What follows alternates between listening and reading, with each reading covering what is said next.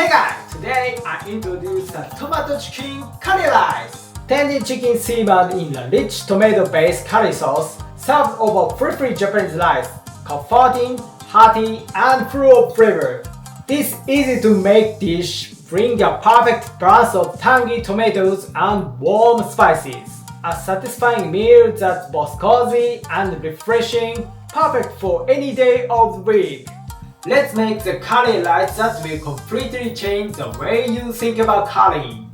So let's get started!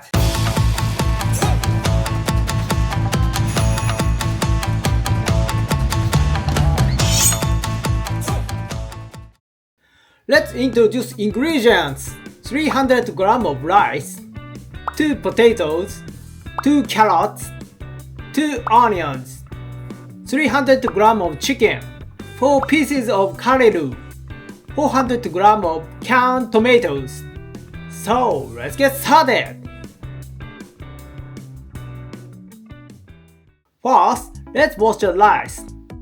Rice can have some dirt on surface, so give it a quick rinse.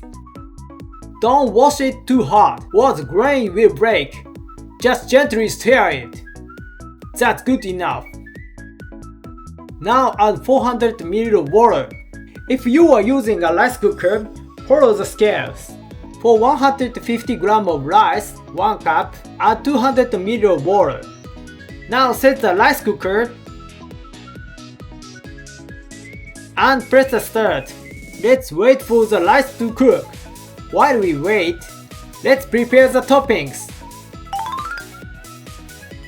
First, peel the potatoes. Be careful not to cut your fingers. Next, remove any sprout or the eye from the potatoes. These parts can be harmful, so make sure to remove them completely.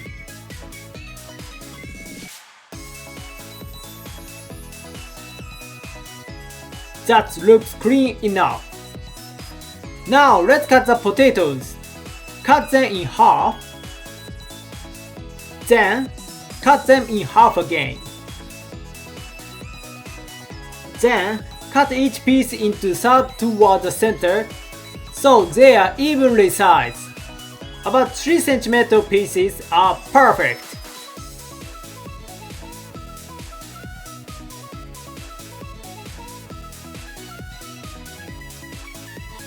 Soak the potato in water for about 10 minutes.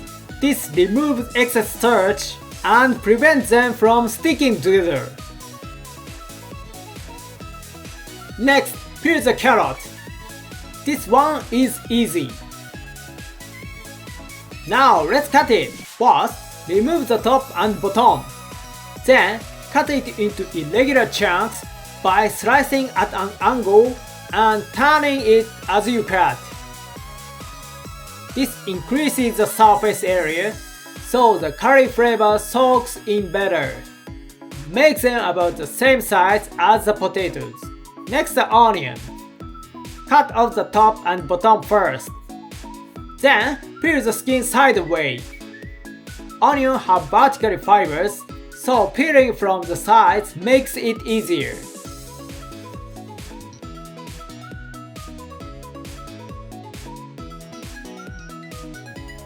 Cut it in half lengthwise, then cut it again. Finally, cut it in wedge-shaped pieces.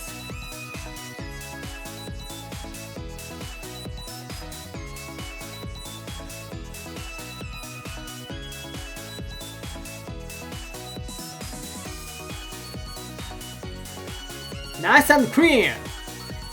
Now let's prepare the chicken. Place a milk carton or disposable seat on your cutting board. This helps prevent the bacteria from spreading. Cut the chicken into pieces about the same size as baseball.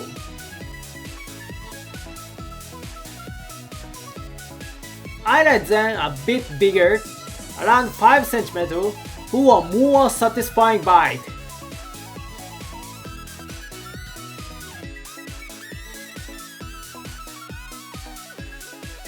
The milk carton can be folded and thrown away easily, which is very convenient. Now let's start cooking. Add 1 teaspoon of oil to the pan. First, cook the chicken over medium heat to bring it out its flavor. Place the skin side down and don't move it while it cooks. Make sure to crispy up the skin. It adds a rich, savory taste.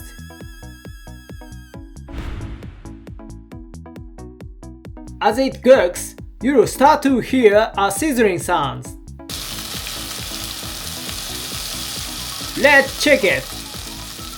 Yes, this looks perfect. In Japan, we call the fox color, that means golden brown. Once it reaches this color, remove it from the pan.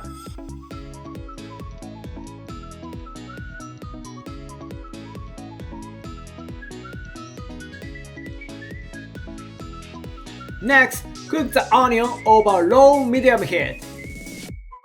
Cooking removes the sharpness and brings out their natural sweetness. Cook until they become soft and slightly translucent.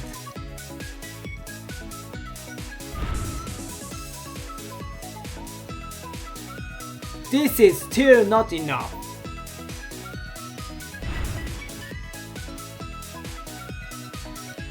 Now this looks good. Add the carrots and chicken back in. Give it a quick mix.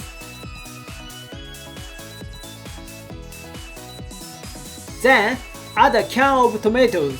I am using whole tomatoes, but chopped tomatoes are fine too. Add 200 ml of water. Pouring water into the empty can helps get the old tomato juice into the pot. Mix everything well.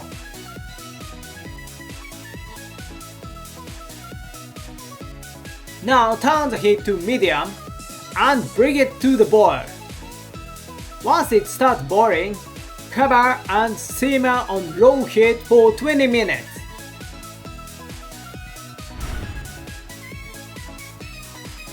Minutes later, the tomato flavor has soaked nicely into the ingredients. Now add the potatoes. We have them later so they don't fall apart.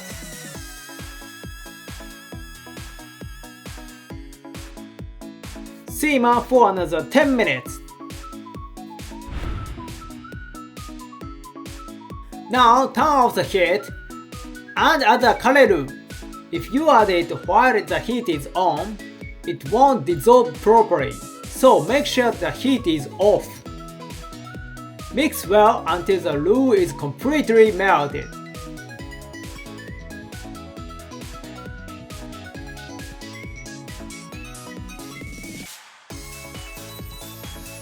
Once it fully dissolved, simmer on low heat for another 10 minutes.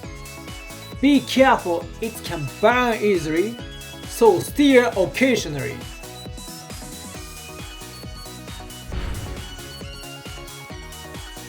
Alright, another 10 minutes, everything is fully cooked and flavors have come together perfectly. Now let's serve it. Add the rice to the plate.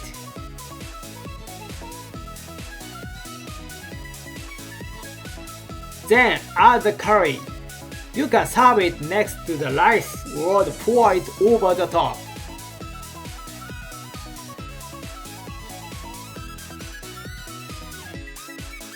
If you like, add some cheese. The heat from the rice and curry will melt it perfectly.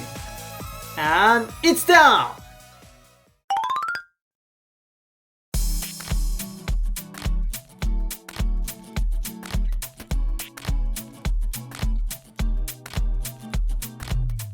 So let's いただきます。Look at the melted cheese, so irresistible! The tangy tomato flavor pairs perfectly with the rich curry. This tomato chicken curry is unbelievably delicious! If you love curry, You have to try this recipe! Thank you for watching until the end. I'll introduce Japanese cuisine. Please subscribe this channel so you don't miss it. See you next time!